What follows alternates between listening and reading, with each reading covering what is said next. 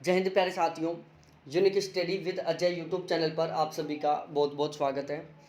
आज मैं इस वीडियो में बात करने वाला हूँ, पॉलिटिकल ज्योग्राफी चल रही थी हमारी और उसमें हमने बहुत सारी चीज़ें पढ़ ली थी। कल हमने सीमाएं पढ़ ली थी, सीमांत पढ़ लिया था, संघवाद पढ़ लिया था, फेडरलिज्म पढ़ लिया था और आज हम पढ़ेंगे भू राजनीति जिसको हम जियो पॉलिटिक्स बोलते हैं।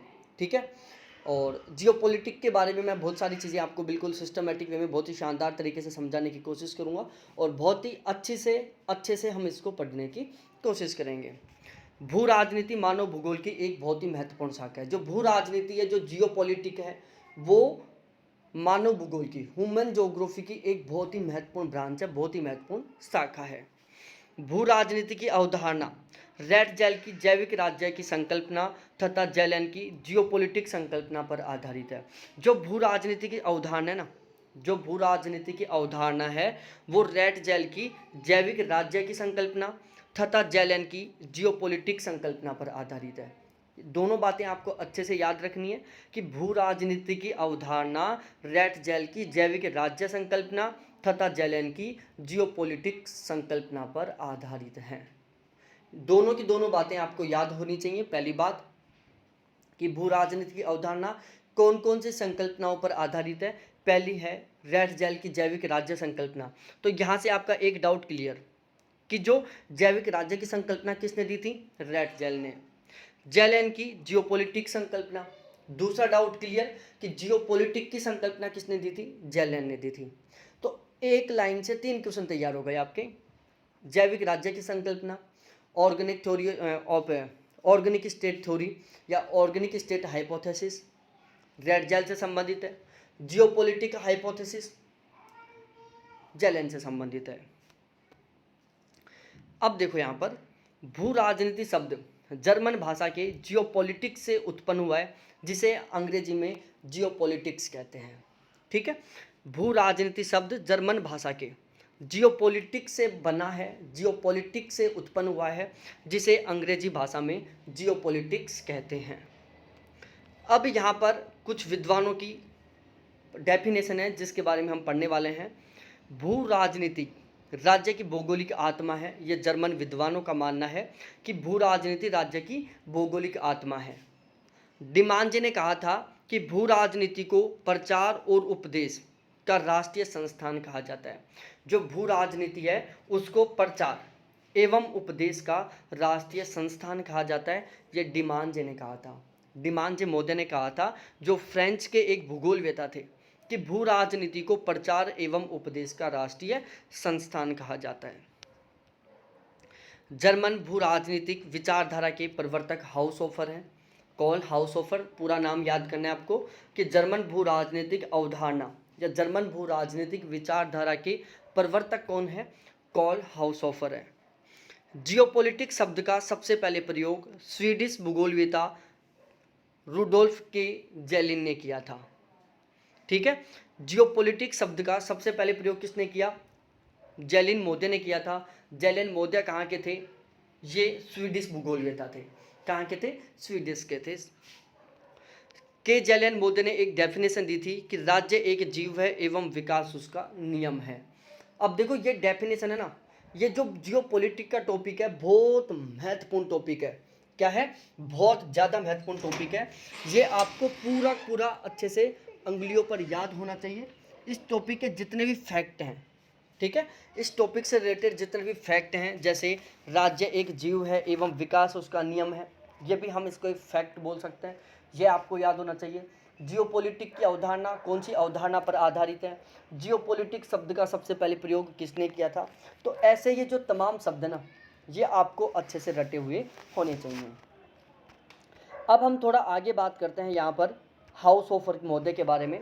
देखो हाउसहोफर, इन्होंने एक पुस्तक लिखी थी जैस्क्रिप्ट फॉर जियोपॉलिटिक्स। देखो एक तरीके से बताओ ना, पॉलिटिकल ज्योग्राफी की एक सबसे महत्वपूर्ण बुक है ये, जहाँ से सबसे ज़्यादा क्वेश्चन बने। यदि मैं पॉलिटिकल ज्योग्राफी की एक बहुत ही महत्वपूर्ण बुक के बारे में बात करूँ जिससे सबसे ज़्यादा क्वेश्चन बने हैं, तो वो बुक का नाम है हाउसहोफर महोदय की जैस्क्रिप्ट फॉर जियोपॉलिटिक्स। तो जैस्क्रिप्ट फॉर जियोपॉलिटिक किताब किसकी है? हाउसहोफर महोदय की है।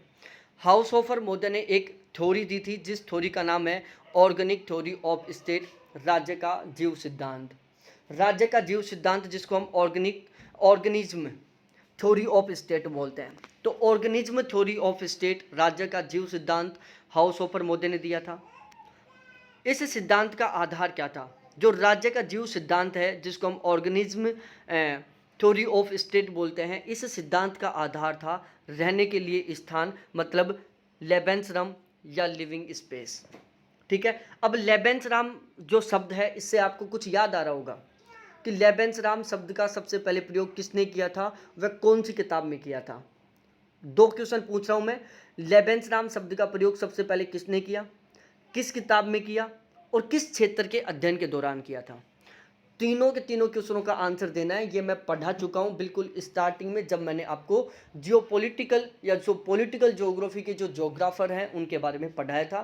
तभी मैंने स्टार्टिंग में ये तीनों क्वेश्चन क्लियर कर दिए थे आपको कि पॉलिटिकल ज्योग्राफी लेबेंसराम शब्द का सबसे पहले प्रयोग किसने किया, किस क्षेत्र के अध्ययन के दौरान किया, लेबेंसराम शब्द का अर्थ क्या होता है और लेबेंसराम शब्द का प्रयोग किस किताब में किया गया था। जियोपॉलिटिक स्कूल का संबंध जर्मन भूगोल से है। ठीक है। जियोपॉलिटिक स्कूल का संबंध किससे संबंधित है? जर्मन भूगोल से। अब जियोपॉलिटिक के संबंध में के जैलन मोदी ने एक कथन दिया, एक स्टेटमेंट दिया। वो स्टेटमेंट क्या था कि भू राजनीति राज्य रूपी जीव का शरीर है। भू राजनीति राज्य रूपी जीव का शरीर क्षेत्र है। सीमाएं अंतस्थ अंग हैं। उत्पादन क्षेत्र भुजाएं हैं। परिवहन के साधन रक्त तंत्र हैं तथा राजधानी उसका मस्तिष्क है, हृदय तथा फेफड़ा है। ठीक है। तो राजधानी उसका मस्तिष्क, हृदय तथा फेफड़ा है। परिवहन साधन रक्त तंत्र है। उत्पादन क्षेत्र भुजाएं हैं। सीमाएं अंतस्थ अंग हैं और राज्य रूपी जीव का जो शरीर है वो क्षेत्र है। तो ये डेफिनेशन दी थी जैलन मोदी की। इसको याद करने का कोई तरीका नहीं है, केवल आपको रटना है, अपने दिमाग में सेट करना है। हाउसहोफर मोदी की डेफिनेशन, भू राजनीति राज्य की क्षेत्रीय आवश्यकताओं से संबंधित है, जबकि राजनीति भूगोल केवल राज्य की स्थानिक परिस्थितियों का परीक्षण करता है। ठीक है।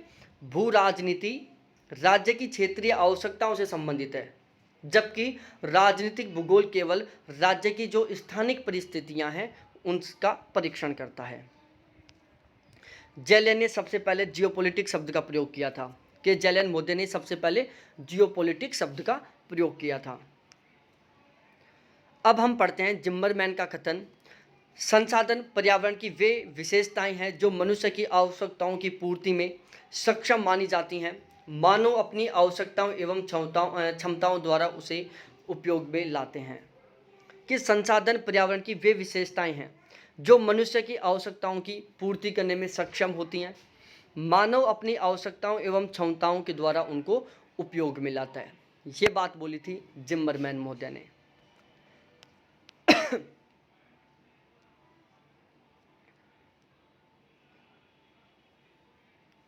अब देखो यहाँ पर कुछ विवाद हैं जिनके बारे में भी हम पढ़ लेते हैं। जॉर्डन और मामरुक नदी जल पर इजराइल, सीरिया और जॉर्डन के बीच में संघर्ष चल रहा है। फरात नदी बांध निर्माण को लेकर तुर्की, सीरिया और इराक के बीच में संघर्ष चल रहा है।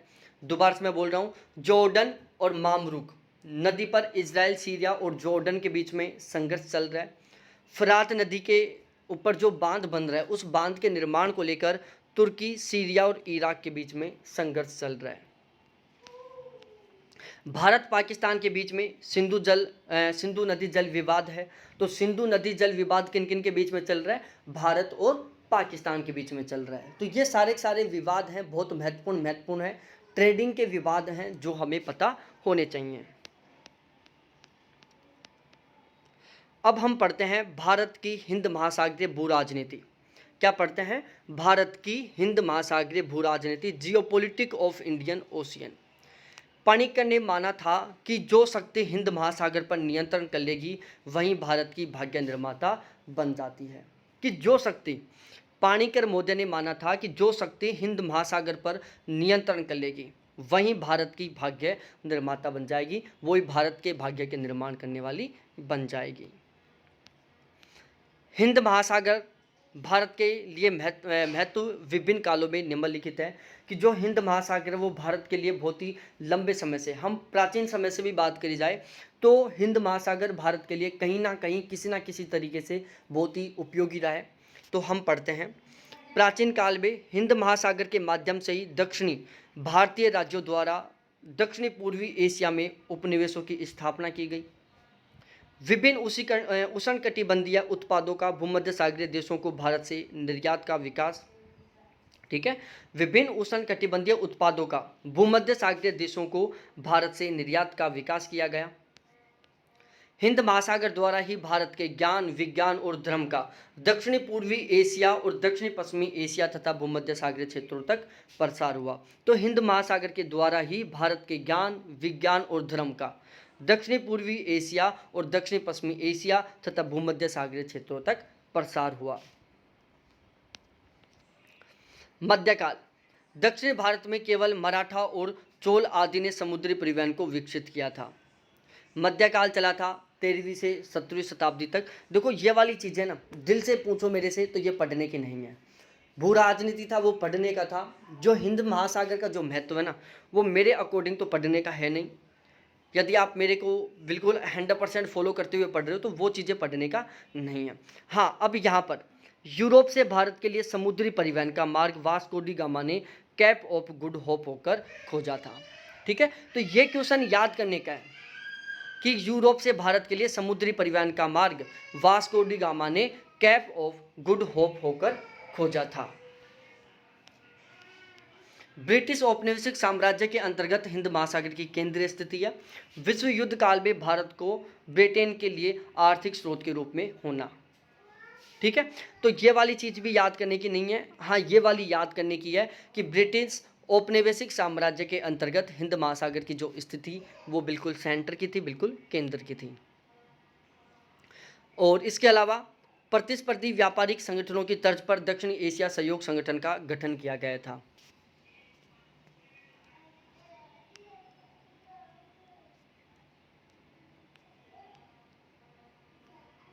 अब यहाँ पर हम पढ़ते हैं कुछ संगठन हैं, इन सभी संगठनों के बारे में पढ़ेंगे।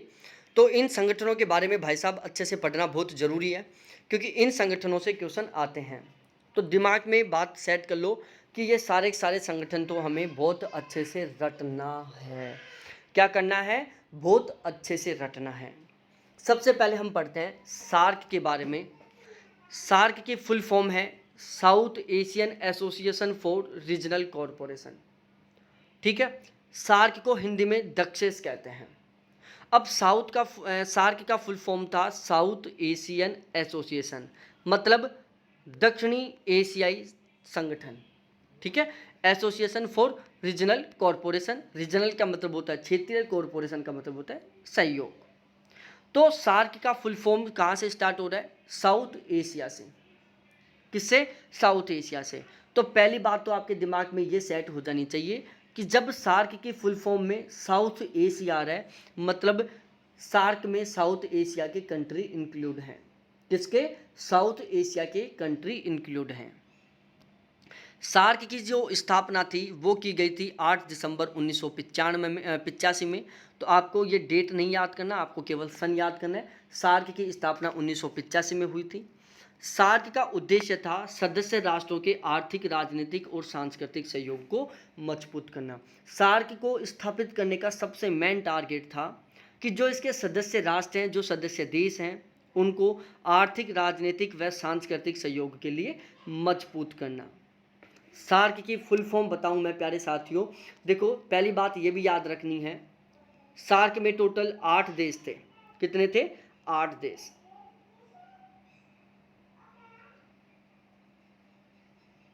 ठीक है, सार्क में टोटल 8 सदस्य देश हैं।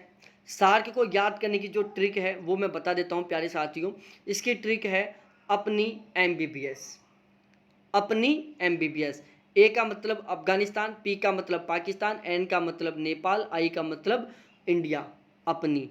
एम का मतलब मालदीव, बी का मतलब भूटान, बी का मतलब बांग्लादेश और एस का मतलब श्रीलंका, मतलब अपनी MBBS। इसमें यह ध्यान रखना, इसमें साउथ एशिया के कंट्री इंक्लूड होंगे जो टोटल 8 कंट्री हैं।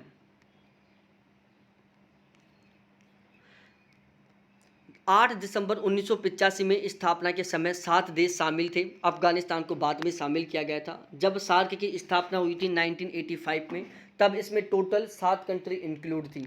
अफगानिस्तान इसकी 8वीं कंट्री है जिसको बाद में शामिल किया गया था। सार्क के सदस्य देशों की प्रत्येक वर्ष में बैठक होती है। सार्क का जो ऑफिस है वो काठमांडू में है। अब हम आसियान के बारे में पढ़ते हैं। देखो, आसियान की फुल फॉर्म याद करो पहले।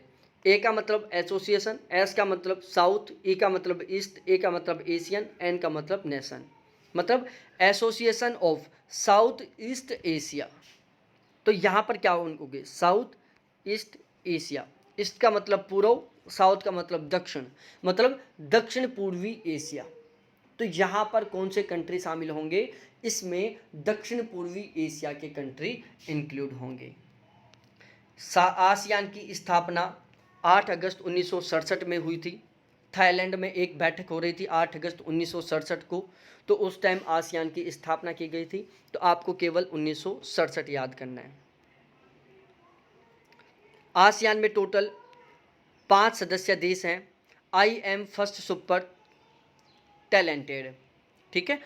जो आसियान है उसमें टोटल 5 कंट्री शामिल हैं, जिसकी ट्रिक है I M first super talented. I का मतलब इंडोनेशिया, एम का मतलब मलेशिया, एफ का मतलब फिलीपींस, एस का मतलब सिंगापुर और टैलेंटेड में टी का मतलब थाईलैंड। टी का मतलब थाईलैंड, सुपर में एस का मतलब सिंगापुर, फर्स्ट में एफ का मतलब फिलीपींस, ए एम में एम का मतलब मलेशिया और आई का मतलब इंडोनेशिया।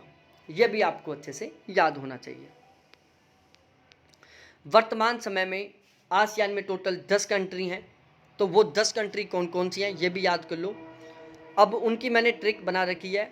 यो ब्रो टिप्स दो कमला नाम को, ठीक है। यो ब्रो टिप्स दो कमला नाम को, यो ब्रो टिप्स दो कमला नाम को। ये किसके सदस्य हैं? आसियान के प्रेजेंट टाइम में सदस्य हैं, जो टोटल 10 हैं। अब देखो, इसमें एक एक करके देखो। ब्रो का मतलब है ब्रुनई। ब्रो का मतलब क्या है? ब्रुनई। टी का मतलब है थाईलैंड, आई का मतलब इंडोनेशिया, पी का मतलब फिलीपींस, एस का मतलब सिंगापुर, कै का मतलब कंबोडिया, मै का मतलब म्यांमार, ला का मतलब लाओस, ना का मतलब वियतनाम, मै का मतलब मलेशिया। तो ये टोटल 10 वो कंट्री हैं जो आसियान के सदस्य हैं। फिर हम थोड़ा आगे बात करते हैं।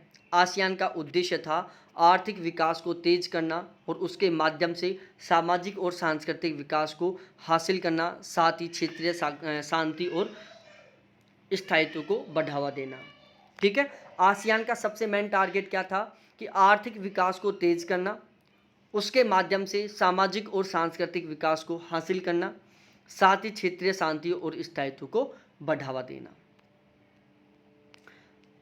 आसियान का जो ऑफिस है वो जकार्ता में है। आसियान का 5वां शिखर सम्मेलन 1995 में थाईलैंड में हुआ था। ये सारी चीज़ें आपको याद करनी है। 2005 को कुआलालंपुर मलेशिया में आसियान का 11वां शिखर सम्मेलन आयोजित किया गया था। तो आसियान का 11वां शिखर सम्मेलन मलेशिया में 2005 में आयोजित किया गया था। ओपेक, ओपेक का फुल फॉर्म है organization of the petroleum exporting countries.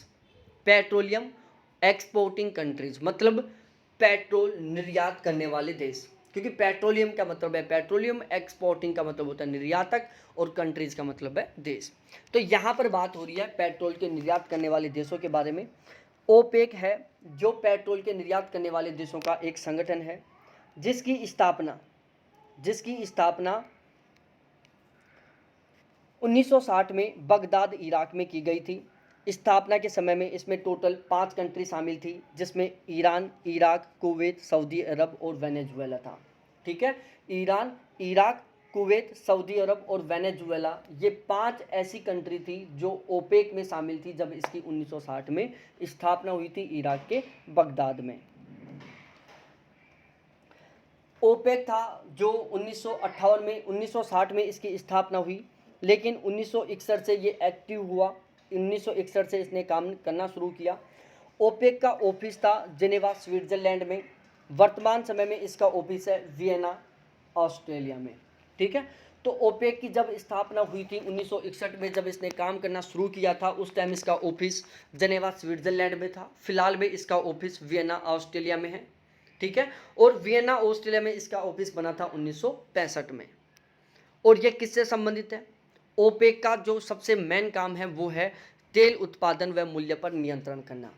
भाई आज तेल की जो रेट है, तेल के ऊपर जो नियंत्रण हो रहा है, तेल की कीमत के ऊपर जो कंट्रोल है, वो कौन कर रहा है? ओपेक कर रहा है।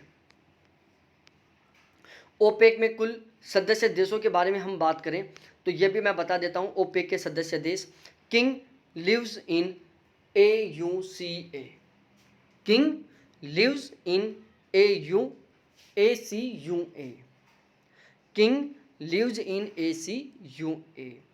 के का मतलब कुवैत, आई का मतलब इराक, एन का मतलब नाइजीरिया, जी का मतलब गबोन, एल का मतलब लीबिया, आई का मतलब ईरान, वी का मतलब वेनेजुएला, ई का मतलब इक्वेटर गिनी।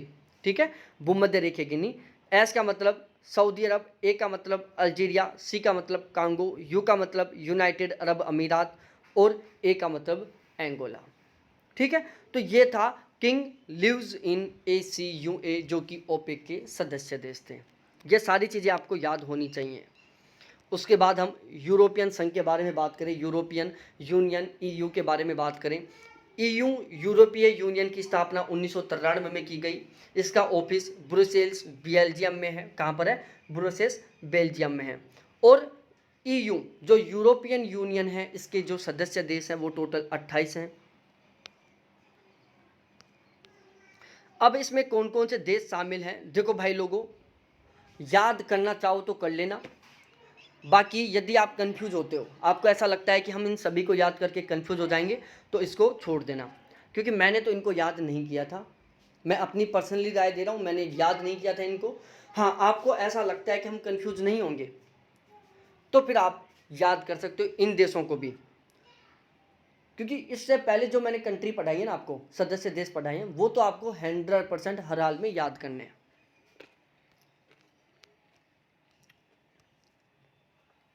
अब इसका काम क्या होता है?